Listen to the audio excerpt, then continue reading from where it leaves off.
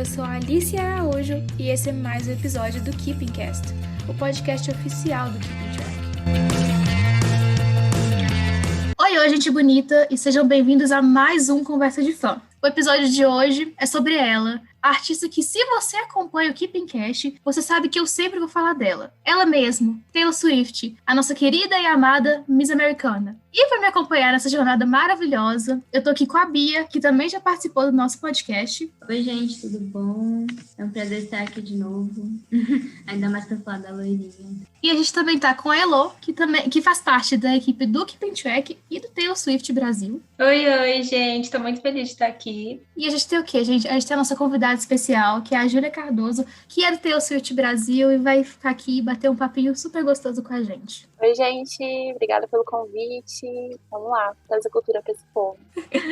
Exatamente. E bom, antes de começar esse bate-papo, eu vou pedir para você seguir a gente nas nossas redes sociais, @KeepingCast no Twitter e no Instagram, e seguir a gente também na sua plataforma de podcast favorita. Bom, meu merchan tá feito, agora chega de enrolação e vamos ao que interessa. Taylor Allison Swift nasceu em 13 de dezembro de 1989 no estado da Pensilvânia, Estados Unidos. Bom, ela já tem mais de uma década de carreira, mas eu acho que é uma boa a gente começar assim, do começo, né? E para isso eu vou chamar a Júlia para contar pra gente um pouquinho de como que a Taylor entrou no mundo da música. Então, gente, para que a gente possa começar a falar sobre a Taylor no mundo da música, a gente precisa voltar aí para quando ela tinha 12 anos. E o computador dela quebrou e um homem, carinha, foi lá arrumar o computador dela. E aí, nos intervalos, ele ia lá, ensinava uns acordes, ensinava algumas coisas pra ela no violão. Ela aprendeu os acordes que ele passou pra ela e começou a escrever algumas músicas, escrevia melodias. Nesse meio tempo, ela escreveu Lucky You, que foi quando ela tinha 13 anos. Mas assim, ela já escrevia, ela sempre teve um histórico de ser uma boa escritora, né, entre aspas, ali na escola. Ela já tinha ganhado prêmios por poesia na escola também, todo mundo falava, nossa, Taylor escreve muito bem, não sei o quê. Com 14 anos,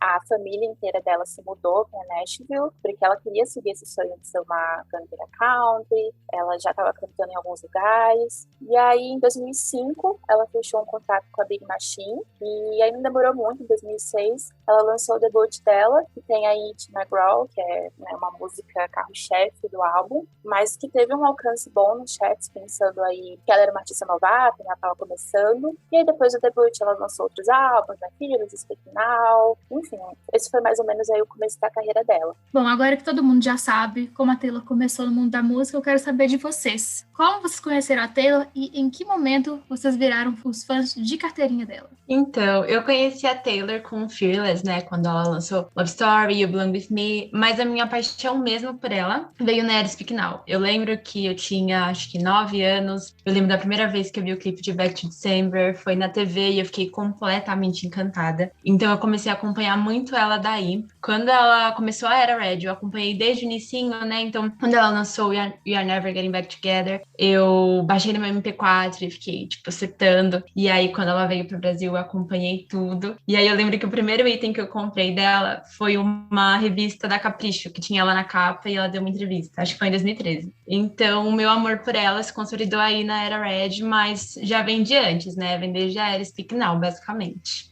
Então, gente, a minha história também é muito parecida com a da Elo. Eu conheci, assim, com... Eu nem lembro exatamente como foi, mas eu lembro que eu via muito MTV, muito show, e aí passava muito o clipe de Fearless, né? Então aí que começou todo o meu amor e tal. E depois que ela foi lançando também os outros álbuns, eu fui escutando todos e era basicamente a única coisa que eu escutava. Então, eu gostava muito das músicas, gostava muito que ela tinha um cabelo cacheado que nem o meu e era muito poucas artistas que tinham, então eu me identificava também. Então, foi meio que assim. E eu comecei a ser fã mesmo, assim, saber tudo sobre ela, ouvir tudo sobre ela no Speak Now mesmo. E depois, toda vez que ela lançava alguma coisa, eu tava lá acompanhando, tava no Twitter com o UFC e tudo, e isso aí até hoje. Então, eu conheci a Taylor na época do Fearless também. Não lembro direito como foi, em que momento eu descobri ela. Mas eu tenho a impressão que foi por conta do Jonas Brothers, porque minha irmã ela é muito fã até hoje, assim. E naquela época também, então, a Taylor namorou, né, o Joey por um tempo. Eles fizeram um show juntos, cantando. E eu lembro de assistir, assim, ela na televisão. Nossa, Taylor, gente, não mudou nada, né? Tipo, mais de 10 anos depois continua a mesma coisa. Mas eu lembro de ir no cinema ver o show do Jonas Brothers em 3D. Todo mundo querendo ver o Jonas, eu querendo ver a Taylor. Eu gostava muito dessa coisa meio contos de fadas que tinha. Eu acho que eu era um pouco mais nova, então isso, não sei, eu gostava, me sentia bem ouvindo as músicas. E desde essa época eu sou fã, assim. Nunca teve um momento em que eu me distanciei muito, nunca teve um momento em que eu parei de ouvir as músicas. Desde essa época eu sempre venho ouvindo, acompanhando a carreira dela. Então, eu acho que eu sou a fã mais novinha daqui. Assim, eu conheci também a Taylor na época do Fearless. Eu lembro que era porque, quando eu era pequena, eu tinha mania de entrar no computador e eu tinha que entrar em 5 sites todos os dias. Um dos sites era o Vagalume. E tinha uma época do Vagalume que eles faziam playlists que você votava. Aí tinha uma playlist que era tipo, músicas românticas. Aí tinha Love Story, You Belong With Me lá. E aí eu vi, eu falei, gente, mas esse clipe é lindo. Ai, que bonitinho ele com as plaquinhas, que coisa fofa. E aí foi lá que eu conheci a Taylor. E aí depois eu comecei a ver os clipes na MTV. E eu sempre tive noção de quem era a Taylor. Mas virar fã mesmo é bizarro, porque eu só fui virar fã da Taylor na era 1989. E nem foi no começo, foi tipo no meio pro final da era. A turnê tava quase acabando. E eu comecei a acompanhar essa mulher. E aí eu comecei a acompanhar. Quando eu percebi, eu tava assim, meu Deus, eu sou Swift. Foi basicamente isso que aconteceu. E desde então estamos aí, enaltecendo essa mulher. Bom, como a Júlia muito bem falou no começo, quando ela introduziu a carreira da Taylor, ela assinou com a Big Machine Records e foi lá que tudo começou, né? E aí, vamos começar do quê? Do debut, do self-titled, do Taylor Swift, aquele álbum super country que você escuta e já coloca a sua botinha de cowboy porque você tem que entrar no clima. E assim, opinião minha, por mais que seja um álbum country, ele já tem uma veiazinha meio pop, assim, é um country pop, eu acho que ela sempre foi bem country pop. Pra começar, já pra eu agilizar, assim, eu vou falar a minha favorita do álbum, que é Picture to Burn. E o que vocês acham do tão querido debut e tão esquecido na maioria das vezes também? Eu acho que, igual a Alicia falou, por mais que seja um álbum country, ele já tem algumas melodias mais pop, então na própria Our Song, que foi single, acho que a gente consegue perceber isso. E eu acho importante destacar que a própria Taylor falou que quando ela escreveu o álbum, ela era muito novinha, né? Ela escreveu esse álbum aí quando ela tinha 13 anos, até uns 15 anos mais ou menos. Então ela fala que muitas das coisas ali que ela escreveu, ela passou por aquilo, mas muitas também não. Então aquilo vinha de coisas que ela observava, da história de outras pessoas, de histórias que ela escutava, e eu acho isso muito legal. E a minha favorita provavelmente seria Mary's Song, eu acho, apesar de que eu também amo Should Say No. Eu acho que como muita gente começa a vida de Swiftzeiro um pouco depois, a gente tem um tempo melhor para poder ouvir as músicas countries, né? Principalmente do primeiro álbum. Tem uma pegada realmente um pouco mais pop. A Taylor, ela sempre teve nessa pegada pop, você vai ver no Speak Now, também a gente vai falar um pouquinho mais. Mas, assim, é um álbum que ele tem uma força, pensando que é o debut dela, né? Ela estava começando ali a carreira, se mostrando para o mundo, mas as músicas têm uma pegada legal, elas têm uma batida interessante, se você pensar uma coisa que você consegue ouvir tanto no trabalho, quanto quando você está correndo, ou quando você quer chorar com o seu violão deitada na cama. Enfim, eu acho que ele é um misto de coisas, mas a minha favorita, ela é Teardrops on My Guitar. Mas eu também acho o primeiro álbum dela assim, muito gostosinho, muito divertido, mesmo que algumas letras ela fale de algumas desilusões amorosas aí. E a minha música favorita é Our Song. Vamos agora pro quê, gente? Pro primeiro álbum do ano, porque essa mulher não se contenta de ter apenas um álbum do ano, ela tem que ter vários. E o primeiro foi com Fearless, do comecinho do episódio, dá pra perceber que foi o álbum que todo mundo conheceu, essa mulher maravilhosa, e de certa forma começou a se apaixonar por ela. E aí começamos com o Fearless, gente. O que vocês querem dizer sobre o Fearless? O conceito do Fearless, ele é literalmente nascer destemido. Então, a Taylor, ela traz essa ideia, esse conceito conceito aí de que para você se apaixonar, para você lidar com seus medos, para você lidar com as suas inseguranças, tudo isso é ser destemido, sabe? Você, e principalmente a parte do amor, né, que vem aí nas composições do álbum, você se dá essa chance, essa oportunidade, confiar em amar uma pessoa de novo, depois de ter tido alguns términos, enfim, tudo isso é ser uma pessoa destemida. Então, as minhas tracks favoritas do álbum, acho que elas refletem um pouco isso. Eu gosto muito de Fearless, que é a música Tyron, né, do álbum. Pra mim, ela tem uma nostalgia muito grande. Quando eu escuto ela, eu lembro de coisas do passado, eu lembro da minha infância. Então, eu tenho essa memória afetiva muito grande com o álbum. Além de gostar muito do conceito, enfim. Eu gosto muito de Breathe também, que é uma música que fala um pouco sobre términos, né? Tem aí a participação da Kobe,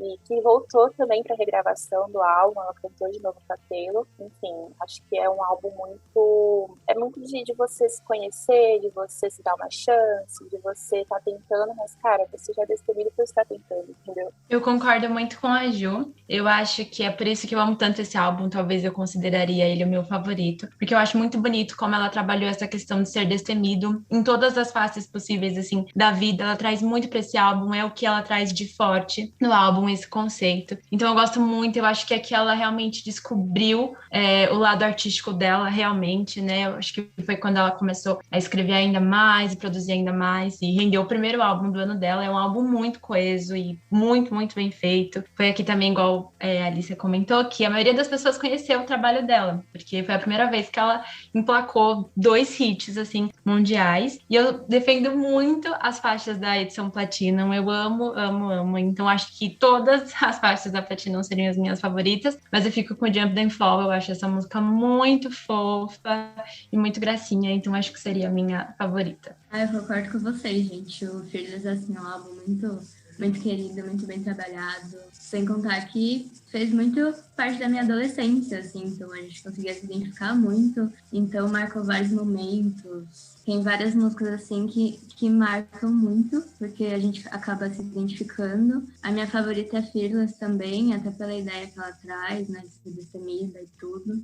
E eu também acho que ela mistura muito gêneros, assim, e fica uma coisa muito legal, assim, muito moderna, sabe? Ela mistura até o rock, às vezes, com o country, o pop, e eu acho isso muito, muito massa, assim. Bom, só pra não falar que eu não disse as minhas favoritas, também é Fearless, porque eu acho impossível não gostar de Fearless. Mas eu também tenho uma queda de um barranco com The Other Side of the Door. E agora a gente vai para acredito eu, um queridinho da fanbase, com muitos motivos, que é o Speak Now. Que sim, gente, quando a mídia acredita o seu sucesso aos homens da sua equipe, o que você faz? Você vai lá e compõe um álbum sozinha e fala, eu sei compor. Particularmente, eu acho que é a prova absoluta de que a Taylor é uma excelente compositora, porque ela simplesmente foi e compôs um álbum que eu não sei se essa é uma opinião só minha, mas eu acho que é um dos álbuns mais fáceis de você se relacionar.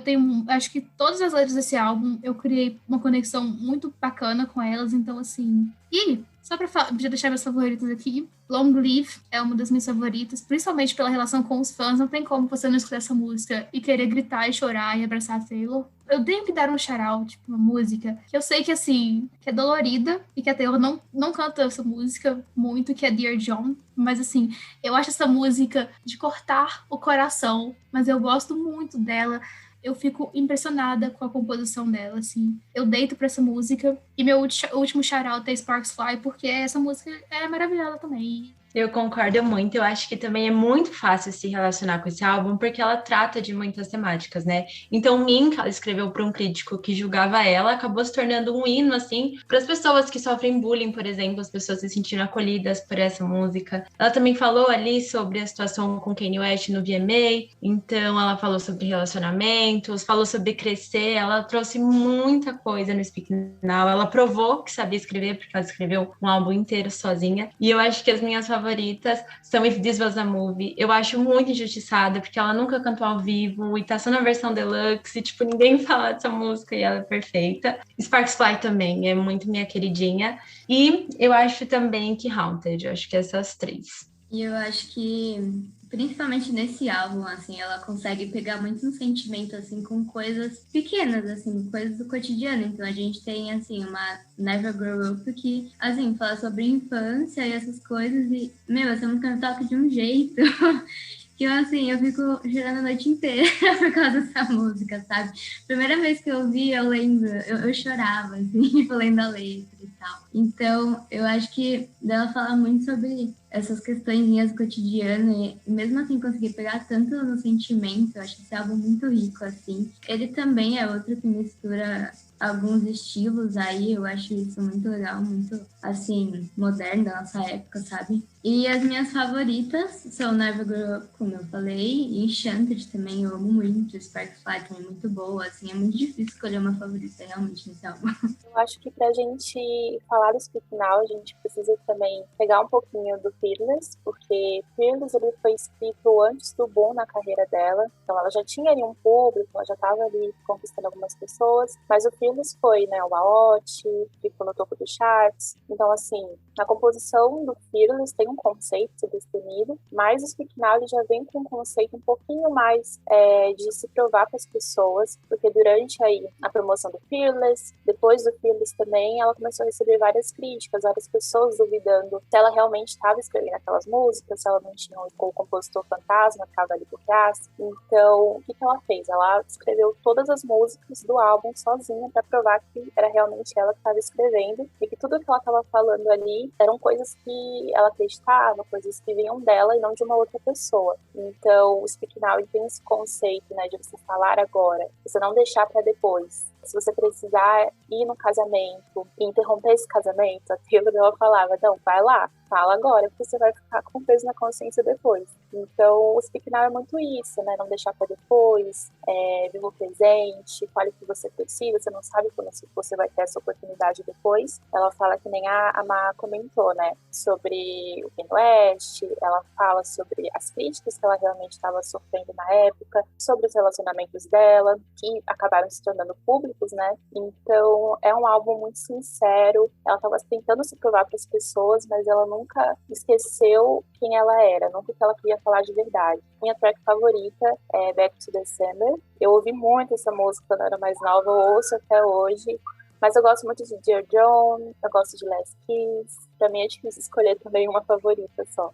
É um álbum recheado de sofrências. Porque assim, todo mundo tem que sofrer na vida, né? A gente sofre ao som de Taylor. E o que a gente também faz é sofrer ao som de Taylor do quê? Com Red. Porque Red é aquele álbum que, assim, gente... No momento você tá pulando de alegria, no outro você tá chorando no chão, em posição fetal, assim. Se a gente for analisar na carreira da Taylor, ele foi um passo mais arriscado, considerando que ela estava já sinalizando que ela ia para um lado mais pop. E assim, para muitos é o álbum do ano moral, né, digamos assim. A gente teve o fatídico Random Access Memories no Grammy, que deu aquela cena que até hoje persegue os fãs. Eu acho que ele tem o melhor prólogo de álbum dela, porque eu simplesmente adoro aquele prólogo. Mesmo ele sendo curtinho, eu adoro o jeito que ela fala do amor, desses amores que estão, assim, repentinos e que são caóticos. Eu acho que todo mundo tem isso na vida em algum momento. E ela fala de um jeito tão bonito e que nem parece que é tão caótico e traumatizante como realmente é. E pra falar das minhas favoritas já, eu vou deixar aqui Red, porque eu acho que é a minha favorita de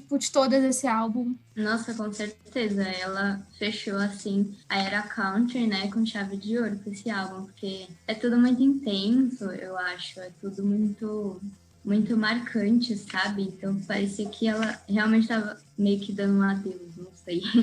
Se é só eu que sinto isso, depois vocês comentem por aí. E eu também acho que ele merecia muito mais reconhecimento do que ele tem hoje. Mas eu também entendo que a Taylor deixa um pouco de lado, até por conta da época e tal, que depois a gente vai explicar melhor, né? Enfim, é muito difícil também para mim escolher uma favorita, mas assim, eu também gosto muito de Red, como Alicia. Eu gosto muito de The Lucky One, Starlight, enfim, é muito difícil mesmo. Eu acho que eu nem tenho uma favorita desse álbum. Eu gosto, assim, do compilado, sabe? De você pegar e ouvir realmente o álbum inteiro. Eu gosto bastante do Red também, por ser um álbum de transição, pensando que esse foi o último álbum que tinha uma pegada country, né? Na Nitinha Tinari ele já vem com um pop aí bem destacado. Mas eu gosto muito do conceito do Red, eu gosto dela trazer isso das cores, né? Que não é uma coisa que ela fez só uma vez, vez, ela trouxe de novo várias outras vezes na discografia, mas isso dela ver o vermelho, o amor como a cor vermelha, de ser algo arrebatador, impactante, forte. Eu acho que isso é muito importante para a gente entender todo o álbum, destrinchar as letras, destrinchar a história por trás dele. É um álbum bem melancólico, mas ao mesmo tempo ele tem essa coisa de vou me levantar, eu vou recomeçando também. A gente tem Begin Again que tá aí entre as tracks e ela mostra muito isso. Então é sim um álbum triste, mas eu acho que tem aquela sensação, aquele gostinho de sabe? Você vai se reerguer, você pode tentar, vai lá, vai dar certo. E as minhas tracks favoritas, eu gosto muito de State of Grace. Pra mim é uma música muito marcante quando eu vi pela primeira vez aquela bateria, daí ela começa a falar e não sei o quê. E, enfim, pra mim é muito marcante, eu gosto muito. Gosto de Rituals também, gosto da letra, gosto das referências que tem. Gosto também de Outwell, que eu acho que é impossível não gostar, e a gente quer também a versão de 10 minutos. Por favor, Taylor, apareça com essa versão. Mas eu gosto de vários, assim, pra mim realmente é difícil ficar pontuando, porque são incríveis. Acho que como as meninas pontuaram muito bem, né, um álbum de transição, eu acho que foi decisivo o Red pro resto da carreira da Taylor, porque ela já falou que foi com Trouble que ela percebeu que ela queria ir para uma outra direção. E também, de certa forma, foi importante ela ter perdido o Grammy de Álbum do Ano, porque foi aí que o Danny Nani nasceu, né? A gente vai falar daqui a pouco. Mas então foi uma era muito decisiva para ela. Eu acho que muita gente fala que o álbum não foi tão coeso, mas como ela mesma já disse, ele é, abre aspas, bagunçado, porque é assim que uma separação, um término é. E o álbum é sobre isso, né? Sobre término e estar com o coração partido. Então eu acho ele muito, muito pessoal, honesto. Eu acho que em termos de composição continua sendo o meu favorito da Taylor. E é difícil escolher a favorita, mas eu acho que Holy Ground eu acho impecável, perfeita. E também Sad Beautiful Thread, que eu acho que são as minhas duas queridinhas do álbum. Eu nem vou me estender muito, porque assim, como a Elo bem disse, o Red teve que existir pra 1989 aparecer, gente. Assim, eu confesso que 1989 é o meu álbum favorito. Eu sei que isso tem uma vibe meio poser, eu conheço essa história, mas eu tô cagando e andando, porque assim, não ligo, vou defender esse álbum sempre. Me apaixonei pela Taylor nesse álbum, então vou defendê-lo. E assim, gente, 1989 foi aquela virada na carreira da Taylor, que virou assim, eu vou entrar no pop, eu vou fazer um álbum, que assim, você vai se imaginar andando pelas ruas de Nova York. Esse álbum colocou a Taylor no patamar que ela tá hoje, de uma A-list. Nesse caso, como é meu álbum favorito, eu também tenho o problema de falar da favorita, né, das minhas favoritas, mas eu acho que Style e Out of the Woods estão, assim, no topo. Mas vamos lá, gente, vamos abrir o caminho pro álbum pop. O que vocês acharam? Vocês que eram fãs bem antes do que eu, porque eu sou uma fã novinha, o que vocês acharam dessa virada? Como é que foi pra vocês? Ela fala até no prólogo do álbum uma coisa que é muito verdade. Ela fez tudo que ela diria que não ia fazer, né? Ela falava que não ia cortar o cabelo e ela cortou,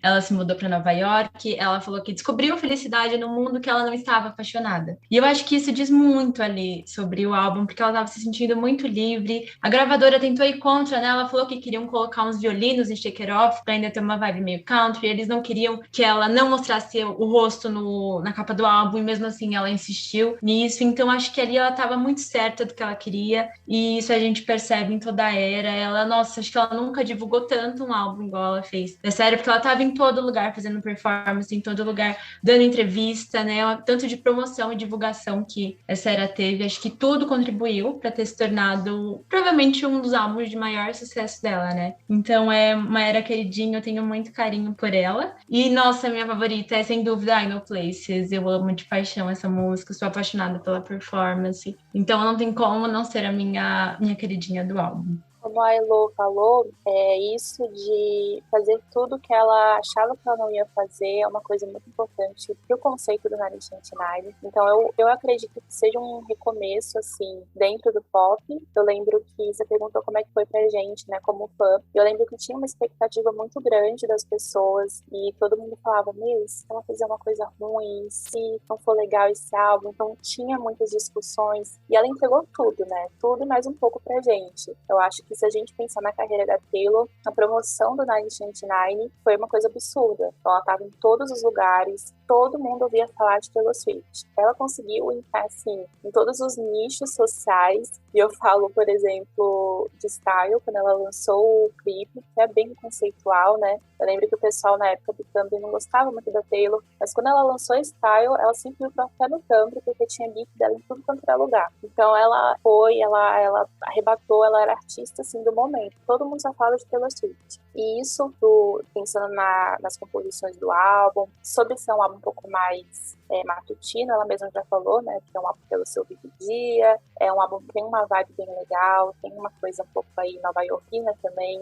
Eu gosto muito, eu acho que é um bom recomeço, foi o começo, assim, do pop pra ela, assim, 100% pop, né, mas que foi bem interessante. E as minhas músicas favoritas, eu gosto bastante de This Love, que é uma música que surgiu de um poema da Taylor, ela estava escrevendo lá um poema e tal, ela guardou o caderninho, e aí ela pensou, caramba, isso pode dar uma música. Então, eu gosto bastante dessa, eu gosto de Clean, que é também a música mais sad do álbum, mas eu gosto de Out of the Woods, gosto de Style, eu acho que é um álbum que ele é bem equilibrado, assim, sabe? Então, tem pra todo mundo ali. Qualquer pessoa pode ouvir, gostar e vai amar. Isso aí, gente. Eu acho também que com esse álbum, assim, ela provou duas coisas. Que pessoas mudam e tá tudo bem.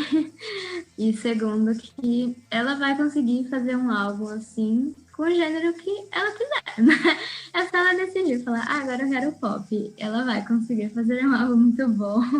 Eu acredito que é muito isso. E também que a gente também precisa de uns momentos, assim, mais de descontração, né? Porque a gente veio aí de um álbum como o Red, que era um pouco pesado, assim, meio melancólico, e a gente também precisa dançar, a gente precisa se divertir, sabe? E tem muitas faixas que causam exatamente esse efeito, como Welcome to New York, até I Know Places um pouco, eu gosto muito dessa também. Enfim, a minha favorita é Wildest Dreams, porque eu acho ela muito romântica, assim, eu gosto das coisas, de um amor, assim, bonito e, sabe? E é isso. Bom, mas nem tudo são flores, né? O ano de 2016 chegou e marcou a vida da Taylor. E acredito eu que todo mundo concorda quando eu falo que o ano de 2016 mudou completamente a forma como a Taylor lida com a vida dela, com a mídia, com o trabalho. Mas pra gente discutir um pouco sobre isso, a gente precisa de comentar do fatídico ano de 2016. Então, Júlia, vamos comentar desse assunto tão complicado. Super complicado, né? Para falar, então, sobre 2016, a gente precisa ter esse background aí que estava rolando antes, né? Então, acho que todo mundo lembra daquele momento do VMAs em que Kanye West sobe na palco, pega o prêmio da Taylor, fala que ela não merece, mesmo sendo um prêmio de votação, né? E aí, isso rendeu várias músicas, que a Taylor mostra que ela se sentiu afetada com isso, né? O que mudou. A gente faz um álbum aí, enfim, um EP de tudo que tem. Mas, enfim.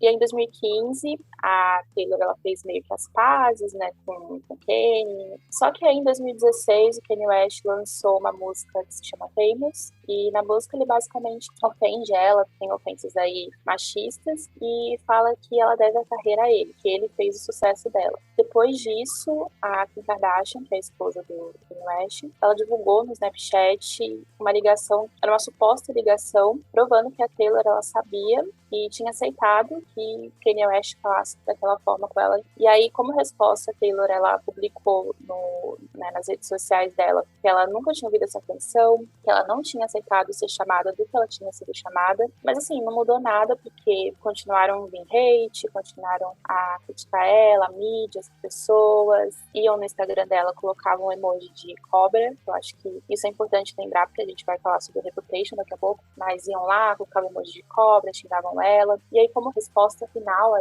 isso, a Taylor, ela se isolou aí por bastante tempo. A gente ficou meio sem saber onde ela estava, o que ela estava fazendo. E ela retornou depois com Reputation, que é um álbum que é uma resposta a tudo que ela sofreu, mas ao mesmo tempo uma resposta, mas não é uma justificativa. E além disso, né, de toda essa polêmica com Kanye, que eu acho que foi a parte principal de 2016 para ela também esteve ali envolvida em outras polêmicas. Então tinha aquela coisa do squad dela, que já vinham falando de muito tempo, e eu acho que em 2016 essa questão veio pior. Teve toda a questão com Calvin Harris, porque aí eles terminaram, e aí ela tinha escrito This is what you came for, sob um pseudônimo, e daí depois ele apareceu e disse que ela tinha escrito, mas mandou várias indiretas junto para ela, então as pessoas começaram a achar ela ainda mais vitimista, e tudo que ela fazia ou deixava de fazer era motivo para julgá-la, né? Então ela meio que, igual a Ju falou, né? Ela sumiu, ela fez, acho que até 2 shows, se eu não me engano, naquele ano, e ela aparecia ali de vez em quando, indo pra academia e tal. Ela também namorou com o Tom, né? Começou a namorar com o Joe e platinou o cabelo e tudo isso em 2016. Mas a gente quase não tinha notícias dela mesmo. Ela não dava entrevista, ela não aparecia nas redes sociais. Eram sempre ou fotos de paparazzi ou fotos de baixa qualidade. Então ela realmente sumiu ali por esse período. Mas,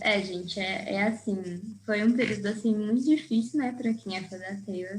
E também um período muito difícil pra quem é mulher também, na minha opinião. Porque isso prova como a gente vive em um mundo machista, assim, né? Porque o cara vai lá, faz uma música daquela, faz um clipe daquele, assim, uma estátua de cera dela nua na cama, falando que ela deve a ele, enfim, deve coisas pra ele. E, assim, quem é punida é a mulher. Eu acho isso, assim, um absurdo, sabe? Porque ela perdeu muito de tudo que ela consolidou antes. Assim, ela perde por conta de um cara que desrespeitou ela. Então, assim, eu acho um absurdo e eu tenho que me empolgar aqui porque, assim, eu não consigo lidar com essas coisas, entendeu?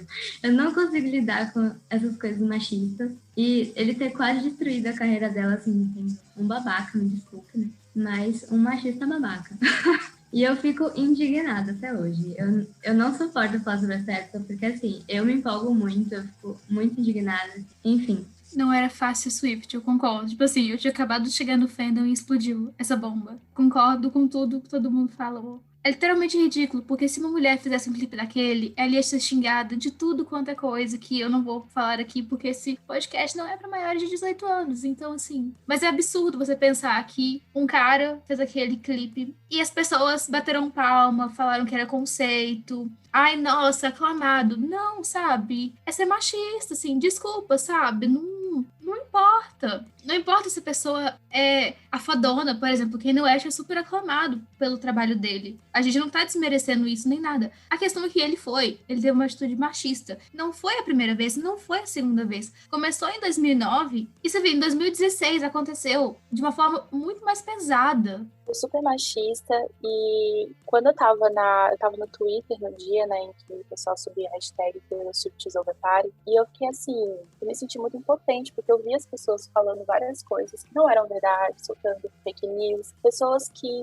não sabiam o que estava acontecendo, mas elas eram de uma fanbase rival, né, entre aspas, e entravam no assunto realmente, só pra jogar hate nela. Então, assim, o que eu sinto é que muita gente se apropriou também dessa situação pra poder jogar hate nela. Gente que já não gostava, então tem muito isso, né, nas fanbases de diva pop. E assim, teve aí o áudio do Kanye West, mas é importante lembrar que há pouco tempo vazou também o áudio completo e mostrou que foi manipulado, né? Ele manipulou, não foi aquilo, ela não estava sabendo, e não teve uma comoção tão grande quanto teve com a Taylor em 2016. Então, eu acho que isso é um retrato aí do quão machista a nossa sociedade é, que um áudio manipulado, ele traz hate, né, ela ficou muito mal, assim, psicologicamente falando. Tem um documentário Miss Americana em que ela chora, né, em um momento em que ela fala que às vezes ela sente que isso se tornou muito maior do que a música. Então ela ficou super traumatizada, ela ficou mal. Até hoje, né, ela músicas que retratam isso. E assim, não deu em nada, né? Então, realmente, é uma coisa pra gente pensar por que ela levou tanto hate, né? Refletir um pouco sobre isso e também pensar um pouco em hoje em dia, né? Como é que a gente pode tratar esses assuntos quando a gente vê uma mulher sendo cancelada por uma coisa que a gente sabe que não seria a mesma proporção se fosse com um homem, coisas bestas, sabe? Então, não sei, eu acho que isso deveria servir como um certo tipo de lição pra gente, sabe? E o que eu acho mais inacreditável, assim, também, é como as pessoas acham que uma mulher ia aceitar esse tipo de coisa. Tipo, um cara ligar pra ela e falar, então, vou fazer uma música assim. E ela simplesmente falar, ok. Isso não é normal, gente. Uma pessoa que aceita isso não é falso. Ela tem problema na cabeça, entendeu? Isso não faz o menor sentido. As coisas que a Kim Kardashian e o Kanye West acusaram ela de saber, porque não faz sentido ela aceitar uma coisa dessa. Não faz sentido uma mulher aceitar ser desrespeitada. E as pessoas ainda até hoje acreditarem que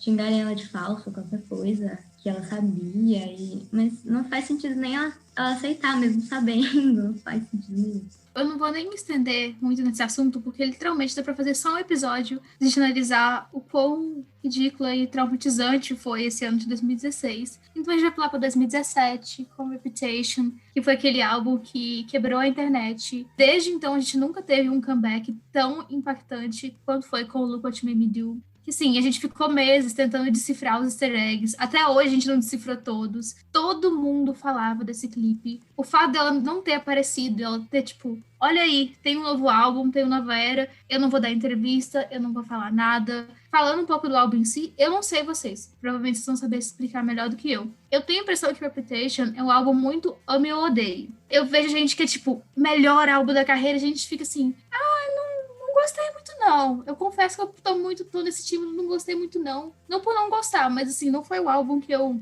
escutei e falei, nossa, melhor álbum. Eu escutei e falei, legal, gostei, mas eu não deitei, assim, então. Aí vocês podem me explicar melhor o que vocês acham desse álbum, que foi, assim, a era dark da Taylor Swift. Vamos pegar aí do começo. A Taylor, ela começou a soltar aí que ela faria um álbum novo. Ela pegou todas as fotos dela, começou a postar aí uns vídeos de cobra, né? E aí a cobra ia se completando. Aí quando a gente viu a cobra, a gente já pensou, nossa, o que é essa cobra, né? E aí a gente teve aí, né, o aviso aí de lançamento do álbum, né? A gente viu aí a capa, a gente entendeu qual que seria mais ou menos o conceito. Eu acho que é super coerente com a carreira da Taylor, porque, sim, ele é um álbum ame ou odeio, eu acho que tem gente que enaltece, é o melhor álbum de todos, tem gente que fala que é o pior de todos, mas eu sinto que ele foi importante na carreira dela. Eu acho que se a gente pegasse o 1989 e passasse direto pro Love, eu não sei se seria um pouco a Taylor, né? Já que ela fala sobre os sentimentos dela, ela escreve, ela é muito autêntica. Eu acho que o Reputation, ele foi aí como se fosse uma ponte muito importante pra gente entender um pouquinho os sentimentos dela, entender o que ela estava pensando, e aí ela pudesse, né, reerguer de novo e aí lançar o Lover. Mas é um álbum que ela dá resposta, mas ela não se justifica, né, como eu comentei antes. Então ela assume essa persona que as pessoas colocaram dela, né, que as pessoas falaram, ela é uma cobra, ela é uma, sei lá, sabe, coisas machistas.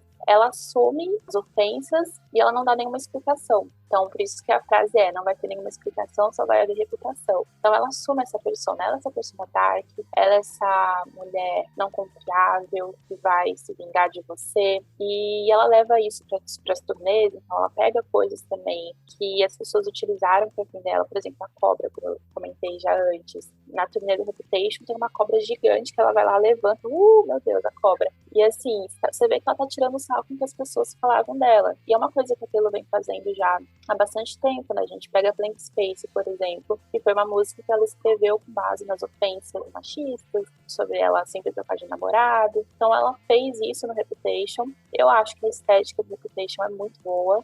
Eu gosto particularmente das turnês, assim, eu acho que a turnê foi incrível, os figurinos dela, eu sou muito apaixonada. Todo o conceito meio dark, eu gostei bastante. Realmente não é meu álbum favorito, mas tem algumas músicas que eu gosto bastante, então Getaway Car pra mim é incrível, e eu também gosto de New Year's Day. Acho que foi um bom jeito de fechar aí o álbum. Eu concordo muito com o que a Gil falou. Eu acho que foi um álbum muito necessário, né? Depois de tudo que ela passou.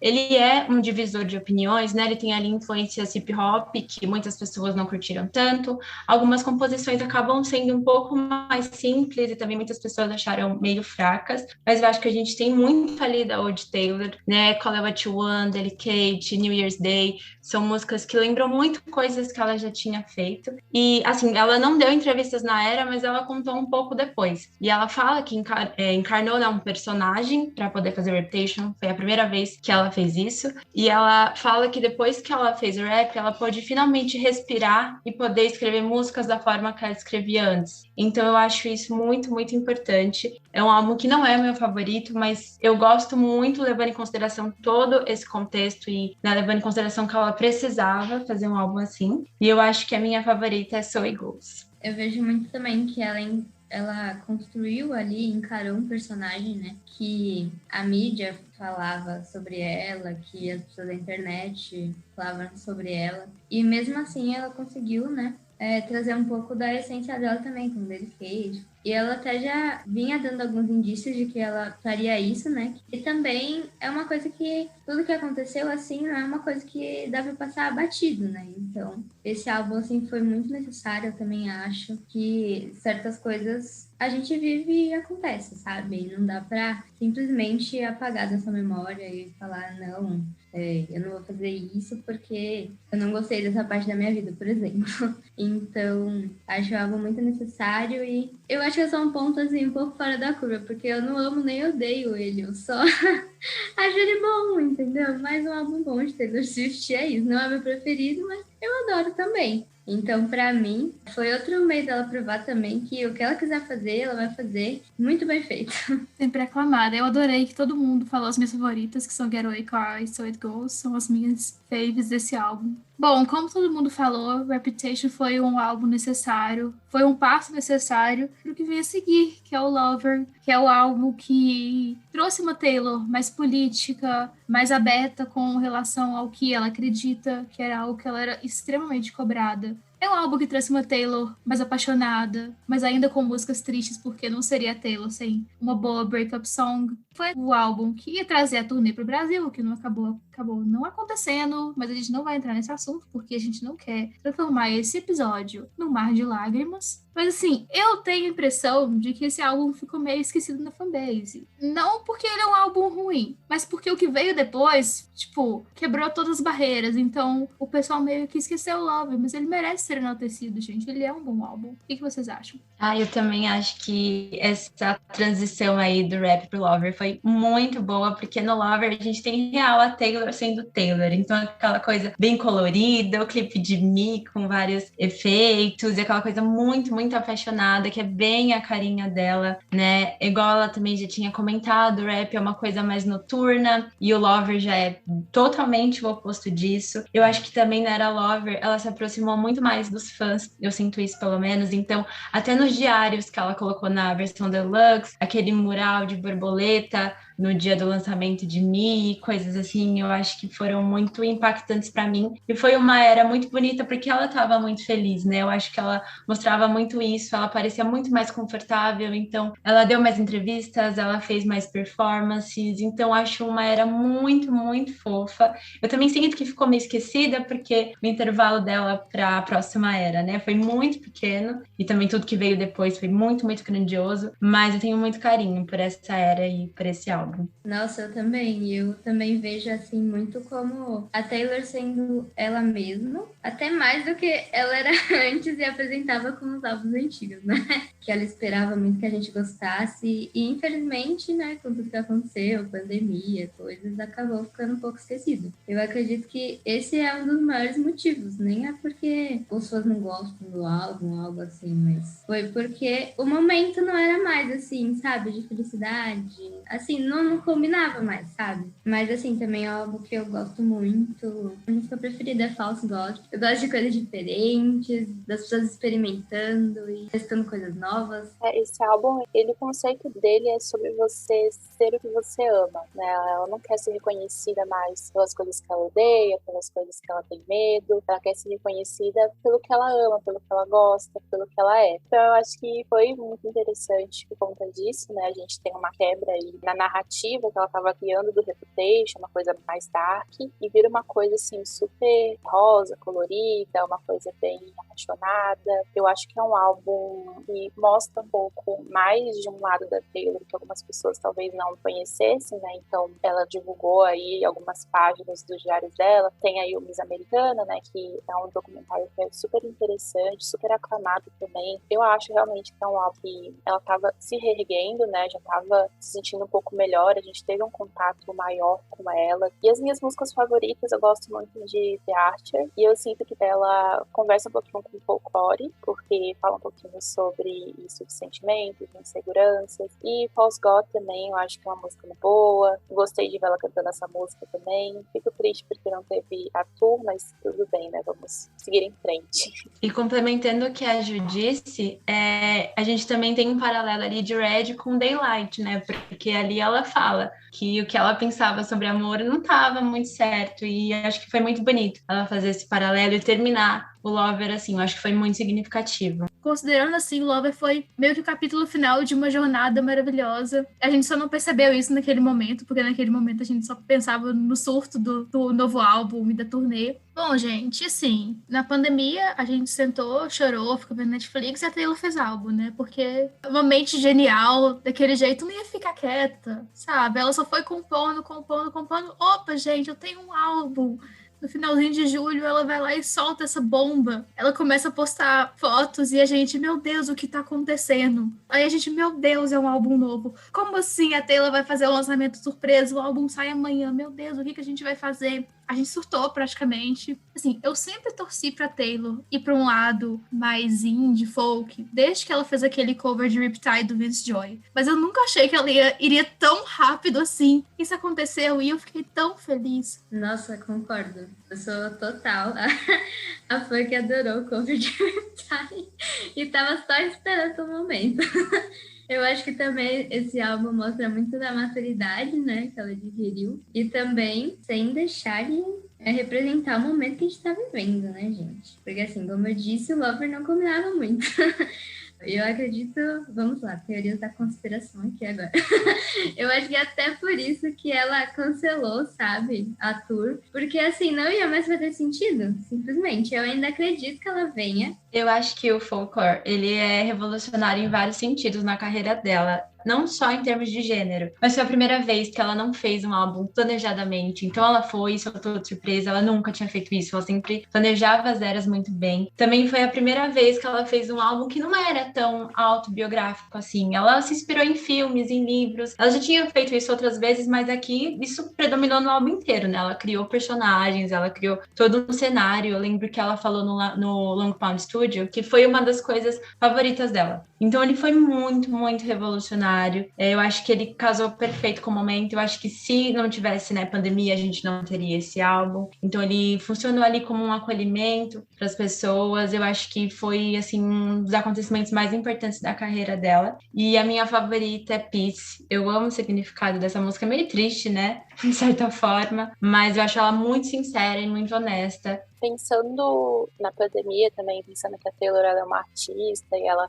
escreve, produz as músicas dela, todo o conteúdo que ela tem, eu acho que é um pouco fácil de entender por que ela escreveu esse álbum. Ela até conta no mini-doc, né, que Mirrorball, por exemplo, ela escreveu assim que ela soube que os shows iam ser cancelados. Então, ela se cobrou muito de fazer alguma coisa, de produzir alguma coisa. Ela teve esse sentimento. E o que é interessante também, né, sobre as composições, é que agora ela aborda esses outros pontos de vista. Então, a gente sempre ouviu a Taylor falando durante a discografia inteira dela sobre os relacionamentos dela, porque ela mesma já falou que ela sentia que ela devia isso pros fãs. Então, eu sinto que nesse álbum ela meio que não sentiu essa necessidade, sabe, de falar tanto sobre a vida dela, tanto até pelo momento em que a gente tá vivendo, né, mas assim, pegando referências culturais, falando sobre livros, né, eu conto muito essa história que o pessoal do SBR já tá de saco cheio quando eu conto essa história. Mas tem um livro que a Taylor tava lendo, enfim, é do Evermore, mas só pra contextualizar, em que ela leu a história, ela gostou, ela se identificou também, e ela foi lá e escreveu a música. E eu acho que isso mostra um pouco do que é a narrativa, né? Então ela pegou referências, viu outros pontos de vista, mas ela também se identificou, ela escreveu ali, ela encontrou uma relação. Então é uma forma diferente de compor.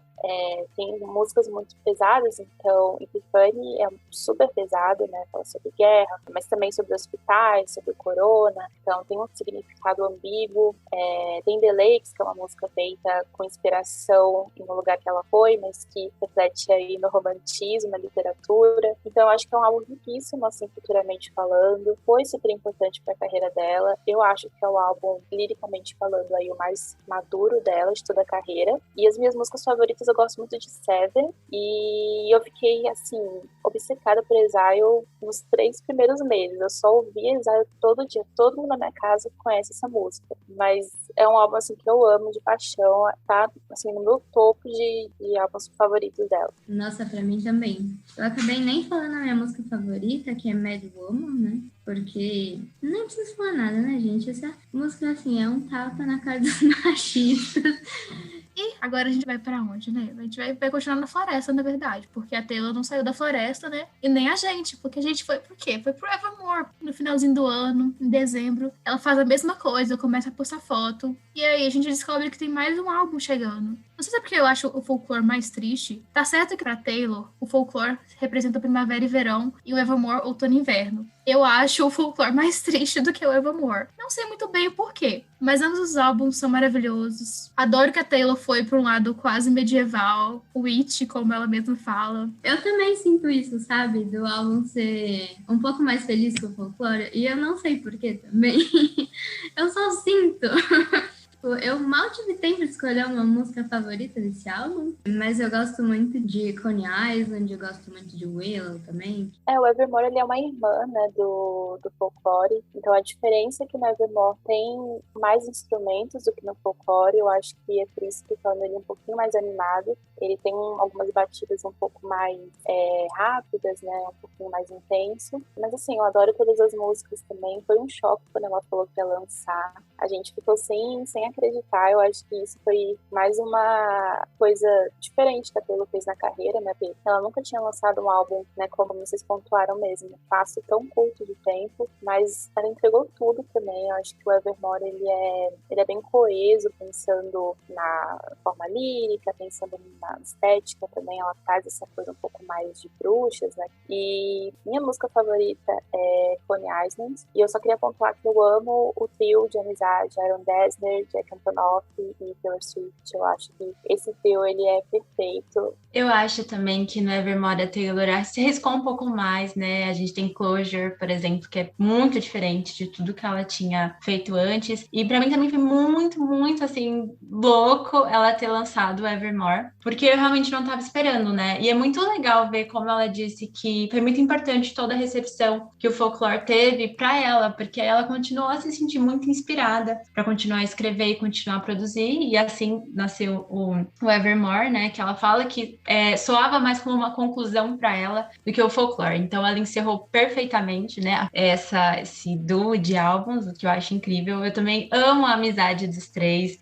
O Arrow, ele parece ser muito humilde, muito fofo, ele é muito talentoso. Então eu adorei essa parceria aí que surgiu. E eu também sou do team Coney Island, é a minha favorita, mas junto com ela, Evermore e Ivy. Confesso que minha favorita muda várias vezes. Mas eu sou tipo Team Closure. O Willow também, eu adoro. Bom, acho que com essa saga de 9 álbuns ficou bem evidente que, assim, que a Taylor é poderosa, gente. A Taylor é poderosa nessa indústria, não é pra qualquer um. Que ela é uma artista versátil. Mas, assim, acredito eu que essa versatilidade tem um ponto em comum em todas elas, que são as composições. Todo mundo sabe que a Taylor é uma compositora de mão cheia. Que ela descreve situações de uma maneira que a gente nunca pensa, mas a gente sempre se identifica. A Taylor, ela fala no Miss Americana que as mulheres precisam sempre se reinventar. E é uma coisa que ela sempre faz, né? Então ela já transitou ali entre gêneros, country, pop, alternativo. Ela sempre traz coisas novas, elementos novos para cada era. E, nossa, ela sempre se reinventa e sempre dá certo, porque ela realmente é uma artista multifacetada. Tudo que ela propõe, ela cumpre, ela faz bem. E é bem isso. Eu acho que a composição é mesmo a essência ali do trabalho dela. Como ela disse, né, quando a 1989 era começou, a maior preocupação dos fãs era se ela ia continuar com letras sentimentais e honestas, bem feitas, e ela falou que ela com certeza iria continuar com isso. Eu acho que as composições dela são muito sensíveis, ela consegue falar de situações e ambientes e cenários de uma forma muito única, e ela também tem muito umas sacadas assim, então, por exemplo, rimar car again com cardigan, ending com ending, então, tipo, são coisas que só Taylor Swift pensaria. E uma coisa que eu quero muito pro próximo álbum é que ela faça uma coisa mais rock, mais punk, que ela já trouxe, sim, um pouquinho ali em outras eras, mas eu queria muito ver um álbum inteiro focado nisso. É uma coisa que eu espero muito que ela faça, e não duvido, porque ela sempre busca se reinventar. Você falou, Elô, sobre ela vir com um álbum um pouco mais rock, e eu, assim, depois do Folklore Evermore, eu consigo até ver isso acontecendo por conta do The National, né, do Iron Dance, até a própria Coney Island, né, eu acho que um rock talvez um pouco mais voltado pro folk, Mas eu também acho isso, assim, pra mim ela sempre se dá muito bem quando ela faz essas jogadas, né, de marketing, quando ela vai pra uma era diferente, né, Love, por exemplo, ela lançou os diários, a gente teve o Folklore também, que ela fez aí o mini doc, então acho que isso também ajuda bastante, pensando no público em que ela vai atingir, porque assim, mesmo a Taylor sendo uma artista que é conhecida há bastante tempo, ela é uma A-list, né, ela tá sempre aí nos holofotes, as pessoas, elas vão se convertendo a ser fã dela depois, tipo, de bastante tempo. Então teve gente que eu conheço mesmo que se converteu à vida de stripteaseiro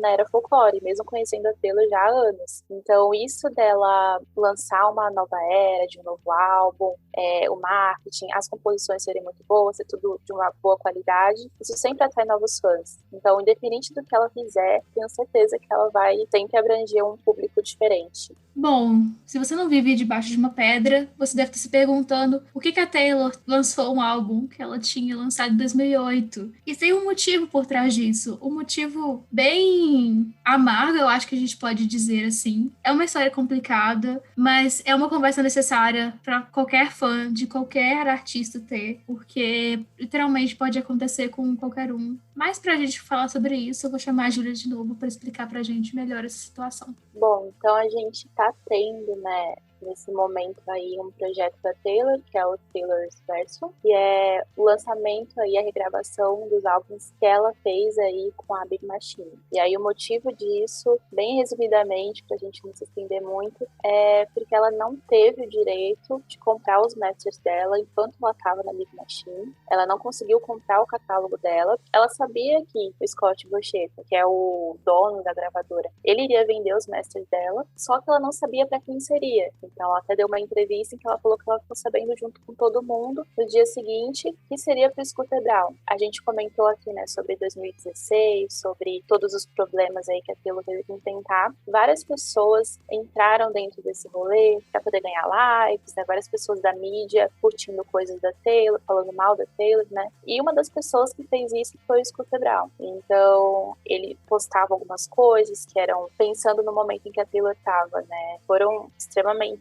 tóxicas, assim. Mas, assim, é uma pessoa que a Taylor não gosta, é uma pessoa que machucou muito ela, foi tóxica, foi machista, e ela não queria vender os masters dela pra ele. Mas, enfim, foi feita essa venda aí, e aí não teve uma conversa, ela não conseguiu também conversar com o Scooter, ver se ela conseguiria esses masters, não teve essa possibilidade. Ele foi pras redes, algumas outras pessoas foram pras redes defendendo ele, ela também foi pras redes, levou isso pros fãs. Então, assim, é uma loucura, é realmente muito triste a gente pensar que a Taylor, ela escreveu 99,9% de todas as músicas da carreira dela e ela não tem o direito de ter essas músicas como propriedade dela. Ela tem que ficar conversando com as pessoas, vendo sobre leis, enfim. Depois que a gente teve essa notícia que os masters tinham sido vendidos aí pro Scooter, a Taylor, ela começou já a pensar sobre as regravações. A gente tinha algumas listas, né? Ela falava assim, sim, vou fazer, mas a gente não sabia quando. E aí ela começou, né? Depois da era Folklore Evermore, ela lançou o Fearless, que é um álbum que tem todas as regravações do primeiro, mas tem também as músicas que não foram para a versão final dos álbuns originais. E alguns feats também que ela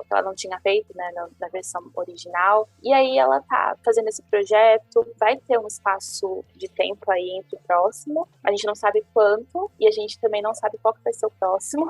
A gente tem aí algumas dúvidas, algumas especulações, assim, algumas pessoas acham que vai ser o 1989, outras pessoas acham que vai ser o Spinal, mas assim, é uma incógnita, mas ela vai continuar esse projeto e ela vai regravar aí os álbuns dela. Reputation ainda não pode, né, mas ela vai regravando aí até o 1989. E complementando o que a Ju disse, né, a Taylor sempre lutou muito pelos direitos dos artistas. É uma coisa que ela fez, né, com o Spotify, com a Apple Music, e ela sempre falou da importância de um artista escrever o seu próprio trabalho e ser dono disso. Então é muito triste ver que as músicas que ela escreveu, que ela produziu, pertencem a uma pessoa que não fez essas músicas, né? Ele vendeu de novo os masters dela, também de novo sem consultá-la, mas aí o que acontece? Ela, por exemplo, quando ela foi se apresentar no EMAs, quando ela ganhou a o prêmio de artista da década, ela teve que pedir para poder cantar as músicas, também rolou a autorização dele para usar as músicas no Miss Americana, então, tipo, é uma situação muito, muito triste, e ela tá tentando fazer de tudo para que essas regravações sejam mais impactantes que o trabalho original, né, para que elas ganhem atenção. Então, igual a Ju falou, ela fez feats que ela não tinha feito, ela trouxe músicas descartadas, ela fez algumas mudanças pequenas de letras e de arranjo, né, para que esse trabalho ganhe atenção, porque tá dando muito trabalho para ela, é uma coisa muito cansativa, mas é realmente uma situação muito, muito triste. Então, gente, basicamente, os artistas merecem ter o seu trabalho.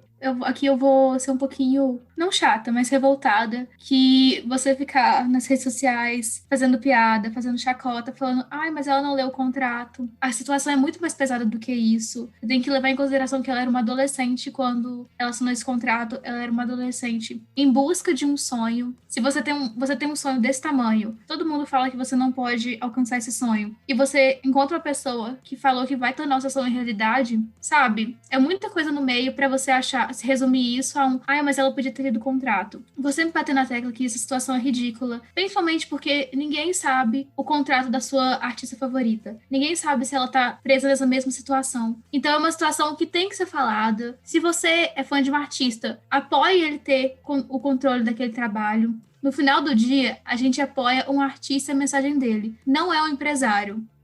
Antes de eu encerrar esse podcast, eu vou fazer umas perguntinhas aqui. Eu quero ver, assim, o que vai sair daqui. Eu tô muito curiosa para o que vai sair daqui com algumas perguntinhas rápidas. Então, vamos lá. Primeira coisa, uma música muito injustiçada da Taylor. Pra mim, The Moment I Knew, do Red. Conheço várias pessoas que adoram Red, mas não conhecem essa música, eu fico um pouco triste. E não é uma música que a Taylor tenha promovido muito, né? Ela não gosta, é um pouco pesada, tem uma história aí meio triste por trás dela. Mas, assim, uma música incrível, acho que ela é perfeita. Nossa, sim, eu concordo muito. As faixas bônus dos álbuns, eu acho que a maioria são injustiçadas, né? As pessoas deviam muito ouvir a versão estendida do álbum, de todos. E tem uma também no Fearless que chama Untouchable. Eu nem sei se vocês conhecem, deve conhecer, né? Porque vocês são todos, mas assim, deve ter gente que é fã dela e mal conhece essa música, ela é mais antiga, ela é bônus, então eu acho assim uma música muito soft, muito perfeita.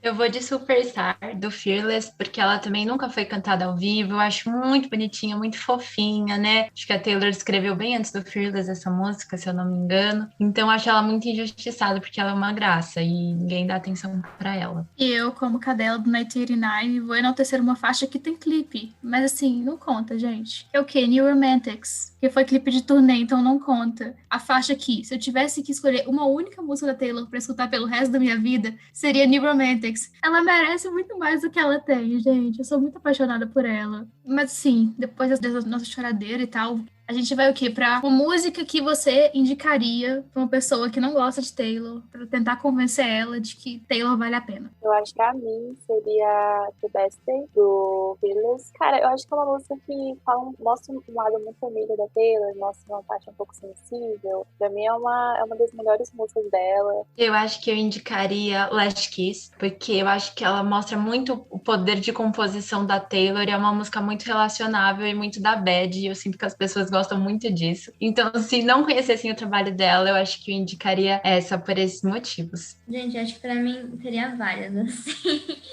Começando por False God, porque é uma música totalmente diferente do que ela já fez. A segunda seria Never Grow Up também, para mostrar todo esse lado que ela fala mais sobre a infância, sobre coisas mais cotidianas. Eu poderia indicar New Romantics de novo, mas eu não vou. Eu vou ser estranha, eu acho. Eu vou indicar uma faixa que todo mundo gosta, que é You Belong With Me, por um único motivo. Eu tenho duas melhores amigas que não gostam de Taylor, em hipótese alguma. E as duas amam You Belong With Me. Então, pra mim, You Belong With Me é o Nirvana, sabe? Não tem como você não gostar de You Belong With Me. Você pode não gostar de nada da Taylor, mas você vai gostar de You Belong With Me. E a partir do momento em que você se apaixonar por You Belong With Me, você vai querer escutar a discografia inteira. E aí você vai se apaixonar, é tudo um plano. E agora, assim, eu vou colocar vocês numa situação meio complicada, porque eu quero saber qual que é a pior música da Taylor, na opinião de vocês. Eu vou de Gorgeous por um motivo. Eu danço ao som de Gorgeous, eu escuto, mas eu lembro que os Swifties que foram nas sessões secretas colocaram muito buzz em cima dessa música. Falando, Outwell 2.0, é a letra, todo mundo vai cair da cadeira quando eu vi, não era nada disso. Então eu acho que eu fiquei muito frustrada quando eu vi a primeira vez, porque eu tava esperando uma coisa totalmente diferente. Eu vou de mim. Vamos lá, vamos criar discórdia.